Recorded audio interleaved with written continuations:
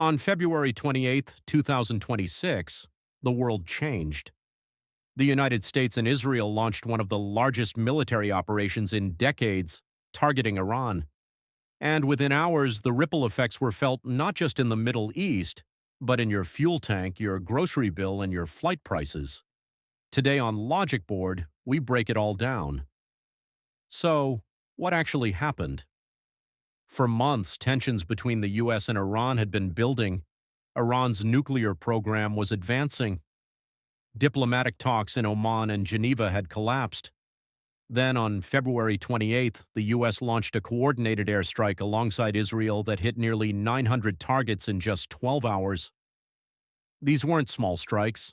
They hit nuclear facilities, missile sites, military command centers, and in the opening wave, they killed Iran's supreme leader, Ali Khamenei. Iran hit back, launching hundreds of ballistic missiles and drones at Israel, at U.S. military bases across the Gulf, and at civilian infrastructure in Saudi Arabia, Kuwait, and the UAE. As of today, we are 18 days into a war that shows no sign of stopping. To understand this war, you need a bit of context. Iran and the U.S. have been enemies since 1979, but what pushed things over the edge in 2026? Three things. One, Iran's nuclear program. The U.S. and Israel believed Iran was dangerously close to building a nuclear weapon. Two, a crackdown at home.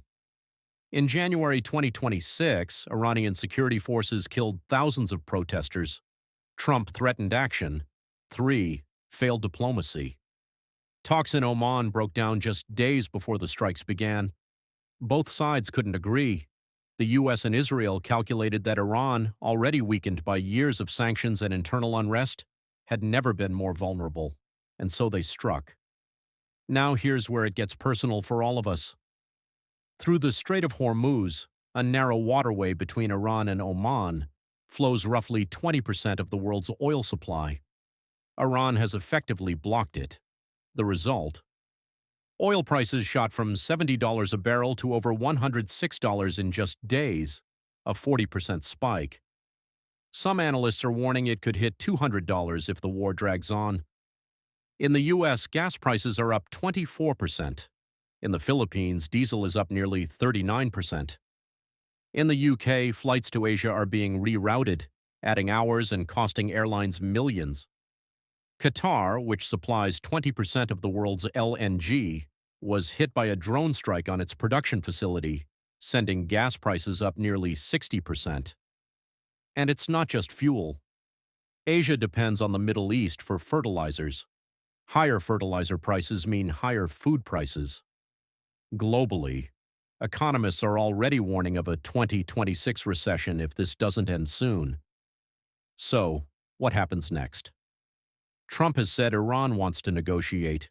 Iran has denied it. The U.S. has called on allied nations to help escort ships through the strait, but the response from the U.K. and Japan has been lukewarm. On the ground, Iran's missile stocks are reportedly depleting, but analysts warn a longer war could pull in more regional players. The honest answer? Nobody knows how this ends.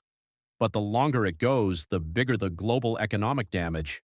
That's the logic board breakdown of the Iran war, the geopolitics and the economic fallout in under 5 minutes.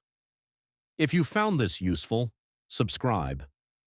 We do this for every major story. Drop a comment below. Do you think this war ends with a deal or an escalation? I'm reading everyone. See you in the next one.